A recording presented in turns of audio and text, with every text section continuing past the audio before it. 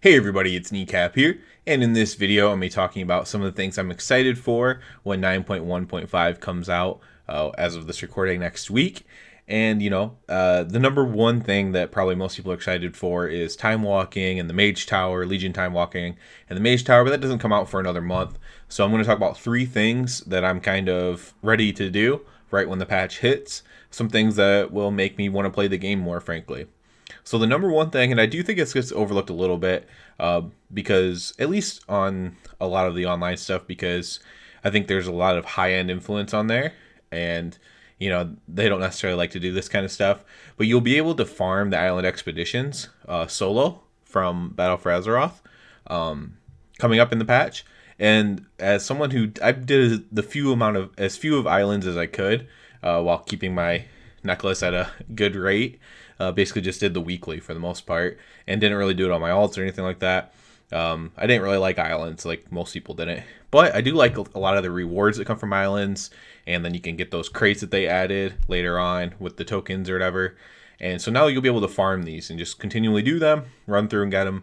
We'll have the AoE cap gone, so you'll actually be able to gather everything up if you want or do humongous pulls. And yeah, it should be pretty good.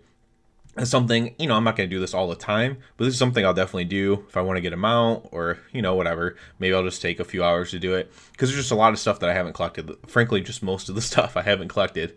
So I'm definitely looking forward to trying that out. Even some of the more common stuff that almost everybody got during BFA. I did do enough to get some of those crates, and I did do some stuff. I just wasn't lucky enough to get some of even the more common things. So I'm definitely looking forward to that. I'll be pumping those out to some degree. Again, it's not like I'm going to do them all the time, but it is something I'm looking forward to doing, frankly. So it might be something I try to do my Boomkin. Whoever's the best at doing it, frankly, is who I'll farm them on. And that'll be fun for me, at least until I start collecting everything when there's like one or two things left that I need. It'll probably be more of a slog and I won't want to do it. But as long as I'm getting things pretty frequently, I'll probably keep doing it at that point. My number two thing I'm looking forward to is Korthia actually being worth it to do on your alts. So I was a big proponent of Korthia. I was doing it during the PTR. I'm like, this is actually pretty good. It's not as bad as people like preach and stuff like that were saying at the time. I never said it was great either, right? I think I was kind of right, but it was probably somewhere in the middle of where some of the naysayers were and then where I was. I was saying it was pretty average. And other people are saying it was horrible, and it was probably like below average, right? But these changes are coming in now. Again, they are too late. I know some people hate praising for late changes, but for me, the way I look at it, and you don't have to look at it this way, but the way I look at it is I get enjoyment on playing my alts a lot. I just kind of like to play like the most fun classes on my alts. So for the past two expansions, really, my alts have been like Boomkin and Demon Hunter, just classes that kind of play really fun, have some neat, survivability, solo ability, things like that.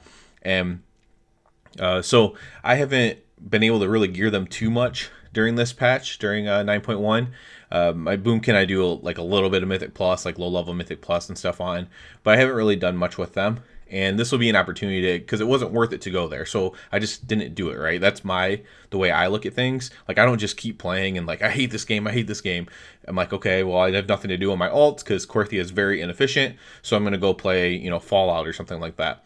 But now it'll actually be worth it. So you're getting a ton more relics in Korthia. You're able to actually pick the specific slot of gear that you want for an armament in Korthia now as well. And so you're able to target things, and it's just an overall better experience. Like I said, the best thing is just getting more relics. Because honestly, if you played a lot of alts, or even like two like me, the amount of time, like I usually have like two main alts, I'd say. And the amount of time it would take to farm a full set of gear and get to the rank 5 research or whatever, it's so much time. I'm sure there are people that did it and have it, but that's the time that I have, and it's very inefficient time, which I don't like to do. So yeah, I just don't do it. But I will be able to do it now.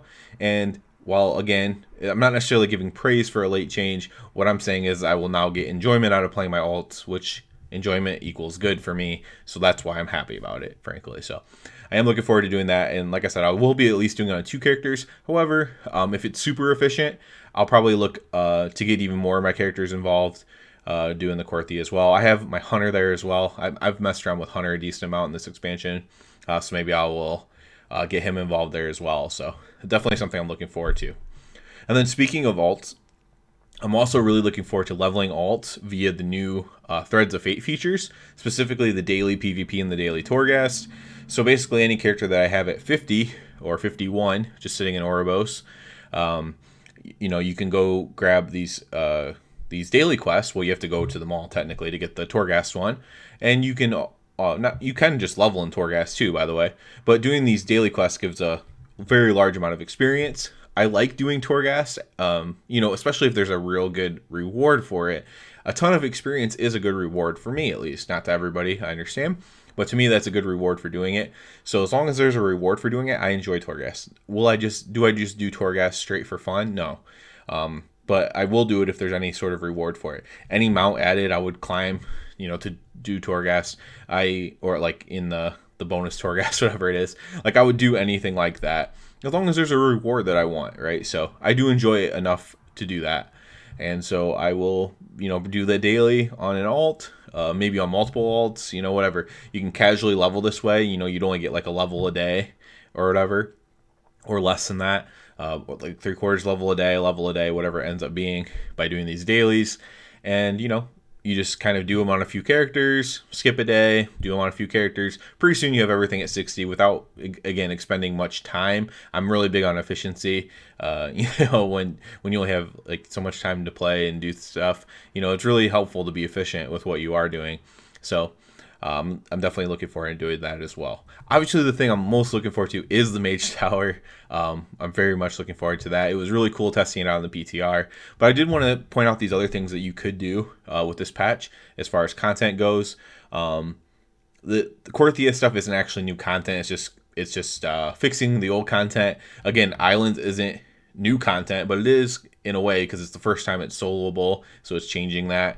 And again, it's a way to farm them out. Like if you could, imagine if you didn't have Ashes of Valar and it wasn't farmable for whatever reason, unless you made a 25-man or whatever size raid for it, and then all of a sudden it's like, oh, now you can do it. We've changed it so you can go farm it solo now. Like people would be pumped to do that, and in the same way, that's why I'm pumped about Islands. Now, some of the stuff isn't as prestigious, but like I said, I have almost none of it. So I have tons of stuff that I can get from it. So it'll be pretty good at the start, at least, with acquiring things. And then of course the changes to Threads of Fate. Again, that's not new content. It's just like new quests. It's new efficiencies. Maybe I'm just more pumped about efficiencies more than content actually, but that's fine with me. I'm really going to enjoy it. So I'll probably be playing, instead of raid logging, playing an extra few days a week, and then when the Mage Tower comes out, playing a ton. Do have my second second child coming around the Mage Tower time, so that'll be sketch. But I'm definitely, obviously, more looking forward to that. That's about it for this video. As always, I do ask you to please subscribe to the channel. It helps me out so much. And other than that, everybody have a good one.